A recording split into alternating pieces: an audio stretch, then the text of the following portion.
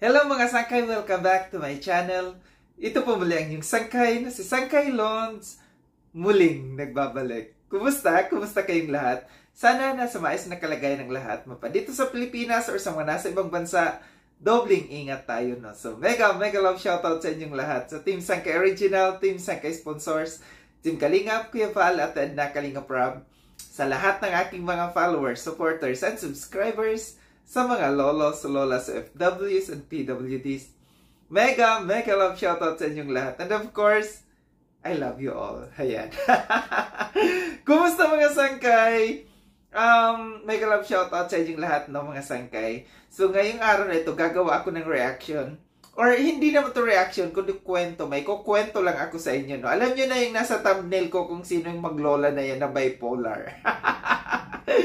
Pero bago tayo dumako doon sa ating pag-uusapan, mga Marites, pasok ka. Ito ay yung, kung gusto ko lamang pong i-congratulate si Tita MP Marilyn Pablo. Congratulations, bongga kaday. May sumusuko sa'yo, may nakikiusap sa'yo na stop na daw.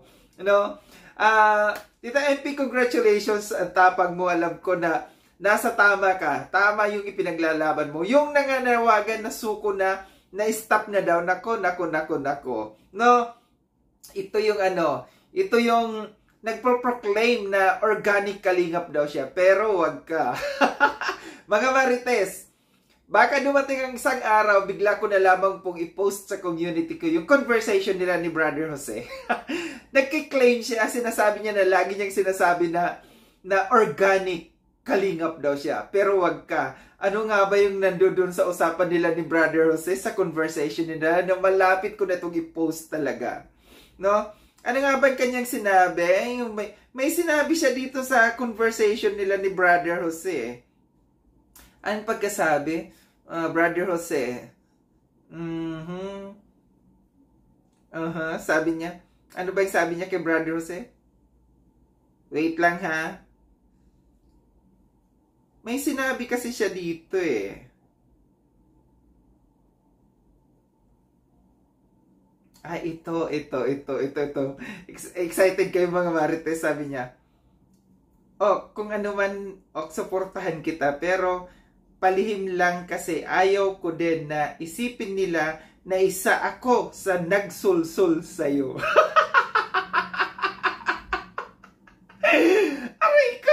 Ako na nagsulsul sa'yo. Ito yung time ng ni Brothers. Total, ngayon nagkakalkalan kayo nagkakalkalan kayo ng kung ano-ano.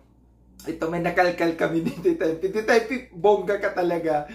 Nakalkal mo talaga ito. Biruin mo sabihin kay Brothers. Ito, pero lagi niya sinasabi, organic kalingap siya.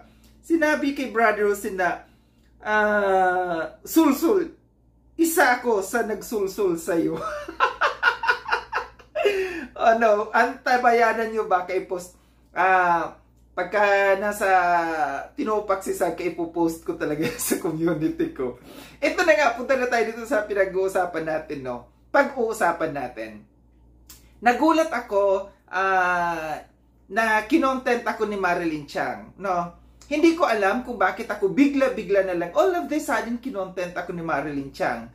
Nakalagay doon na yung duwag daw ako, duwag nung tungkol sa pagkakatulfo. Lagi na lang tulfo, no? Yung kanilang yung natulfo. Hindi ko naman dininay yan. Meron ba akong nilihim? Wala naman na.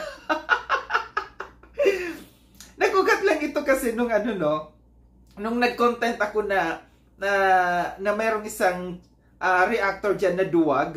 Pinangalanan ko naman yun na duwag, yung isang duwag dyan, no? Na pagka nagkakaroon ng kaso sa kanya, natatay siya. Abay biglang ito yung nanggaling naman sa ni Lorne, no? Binanggit ito ni Lorne, sinabi ni Lorne na re-uploader din ito siya noon, no? Nagre-upload siya noon.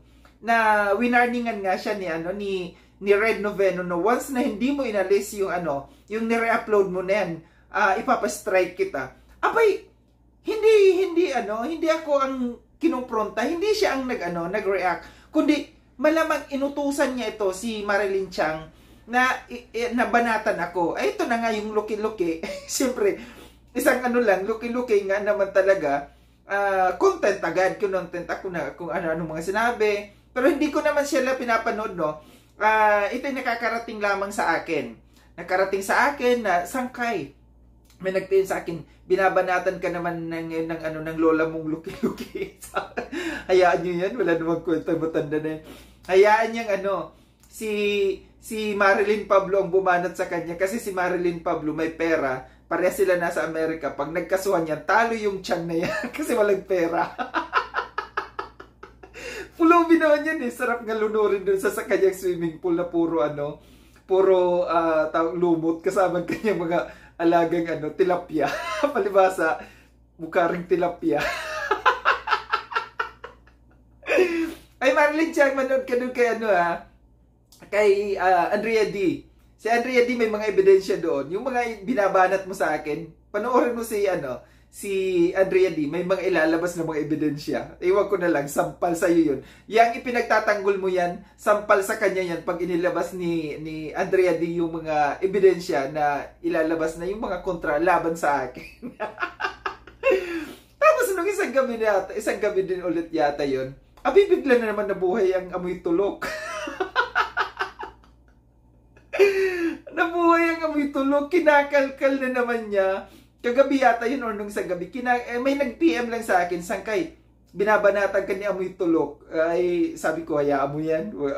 Wala namang kwenta yan eh. Alam mo naman yung babae na yan, bipolar yan eh. Lulubog lilitaw yan.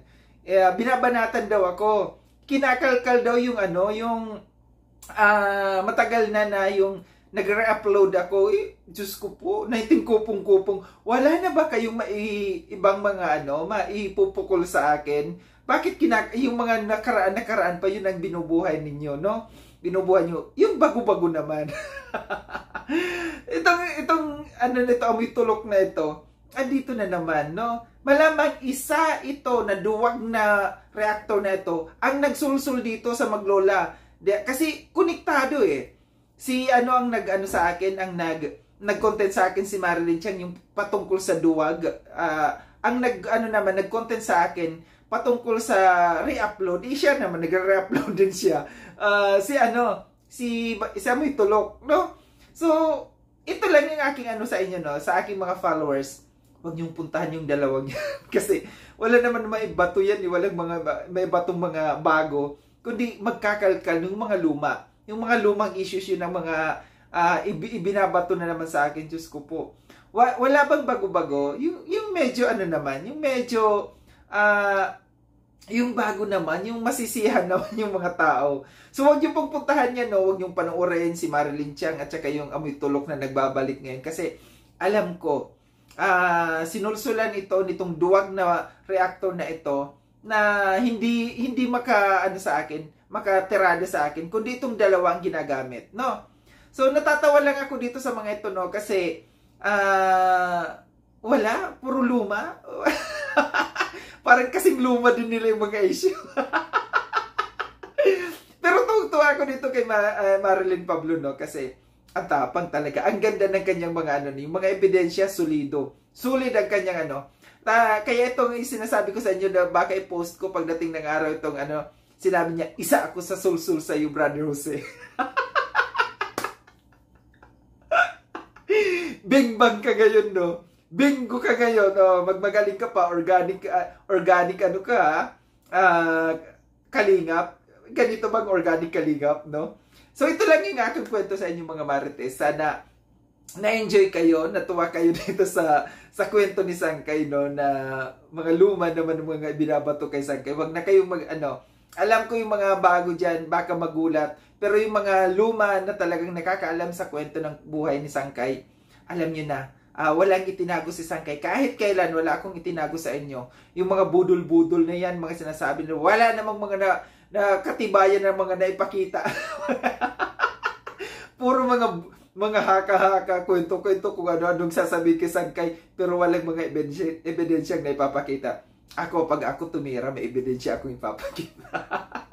Maraming salamat muli mga Sangkay, no, sa panonood. Sa mga hindi pa nakapag-subscribe kay Sangkay Lon, subscribe nyo na po ako. Click yung notification bell para updated kayo sa lahat ng mga videos na aking gagawin. Like and share tong video net mga Sangkay.